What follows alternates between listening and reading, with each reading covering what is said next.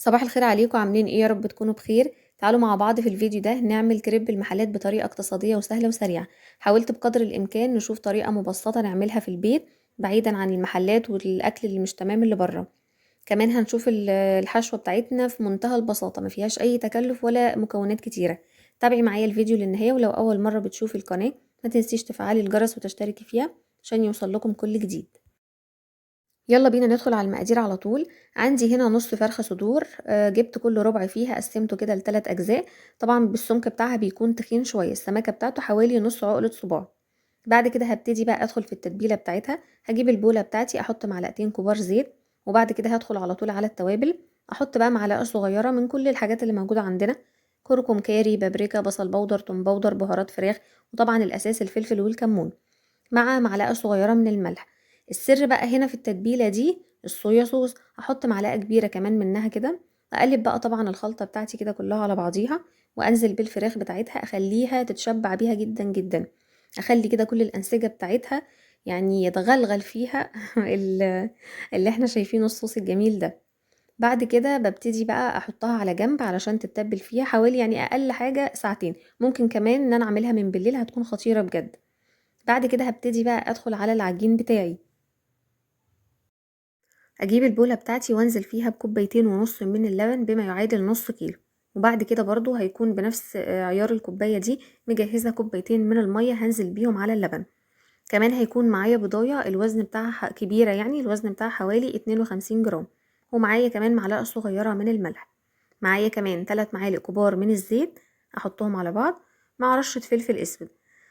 كل ده كده هقلبه مع بعض واركنه على جنب، واكون مجهزه مقدار من الدقيق. ان شاء الله احط لكم المقدار بتاعه في صندوق الوصف. هبتدي احط الدقيق واحده واحده واقلب كده بالمضرب اليدوي، بحيث يعني اول ما يختفي الدقيق معايا انزل بشويه كمان.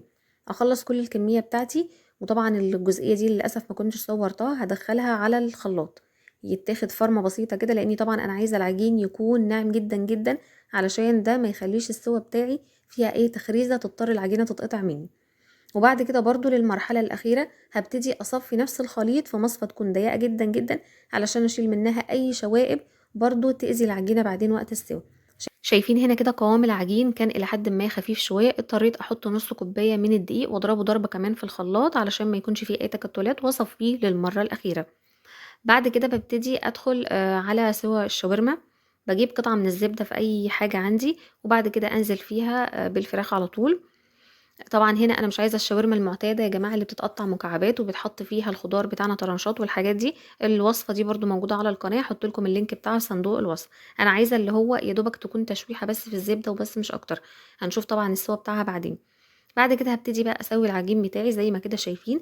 هجيب اي حاجه موجوده عندي ان انا اقدر اصب من خلالها العجين في الطاسه. شايفين كده بصب كده شويه، وبعد كده ببتدي اموجه في الطاسه. طبعا الكمية اللي احنا بنحطها بتكون حوالي نص كوباية من المج اللي احنا عيرنا بيه اللبن والحاجات في اول الفيديو. بعد كده بجيب اي حاجة اسباتيولا او اي حاجة اشوف الاجناب بتاعتها، مجرد ما بلاقيها بتطلع معايا بسهولة هقلبه فورا على الناحية التانية، لاني انا مش عايزة لونه يغمق اكتر من كده. بعد كده ببتدي اكفي كل كريباية على التانية تحت فوطة. وانا طبعا بحب اكياس التلاجة برضو اللي هو احطها عليها على طول، لانها بتكتم البخار قوي وبتطريهم جدا جدا. شايفين بقى بسم الله ما شاء الله على الجمال، كان حاجة كده زي الفل. شايفين الطراوة بتاعته طري جدا جدا بقى ومش بيتقطم معانا. لو تقطم معانا كده او شقق مننا يبقى هو اصلا ما استواش كويس. شايف- شايفين الجمال والحلاوة وقد ايه طري وزي الفل تحت ايديا. يلا بينا بقى ندخل على الحشوة بتاعة الكريب. شايفين بقى ده المايونيز انتاج بيتي 100%، ان شاء الله اعمل لكم في فيديو منفصل. كمان ده الكاتشب ليه طريقتين على القناة، باذن الله انزل لكم اللينك بتاعهم في صندوق الوصف. اول حاجه بقى عشان نبتدي نعمل زي المحلات ما بتعمل، بتبتدي تحط جزء من المايونيز على الكاتشب وتقلبهم مع بعض. ده البطانه اللي هتتحط تحت الشاورما على طول. تعالوا بقى يلا بينا نشوف الشاورما لما خرجت من التشويح بتاعها. الريحه حرفيا قلبالي البيت كله. زي الفل قطعتها بقى بالطول كده زي ما كده شايفين، يعني طرنشات طويله او مكعبات براحتنا زي ما احنا حابين يعني.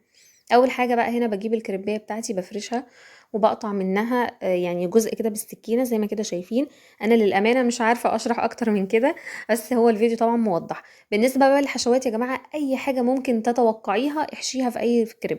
اهم حاجه طبعا ان العجين يكون استوى معانا كويس قوي. بعد كده كل ده بقى ايه اختياري، بقى اي حاجه متاحه في البيت.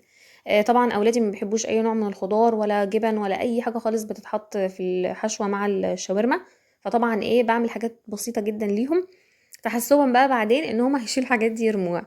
بعد كده أجيب طاسة أو جريل أحطهم على البوتاجاز وأحط طبعًا الكريب فيها، يا دوبك ياخد تشميعة بسيطة كده عشان يبقى فيها قرمشة من برّه زي ما كده شايفين، يا دوبك بس مجرد ما بياخد لون باقوم جاية مطلعاه فورًا، وده بيكون الشكل النهائي معانا. شايفين بقى ما شاء الله أخد لون جميل جدًا زي الفل ومقرمش بقى من برّه وطري من جوه، حاجة كده ولا تقولوا لي بقى محلات ولا أي حاجة خالص. لو أولادك طلبوه تخشي تعمليه على طول إن شاء الله، مش هياخد منِّك وقت ولا تكلفة في المصاريف ولا أي حاجة خالص. يا رب يكون الفيديو عجبكم وتكون كنت ضيفة خفيفة عليكم.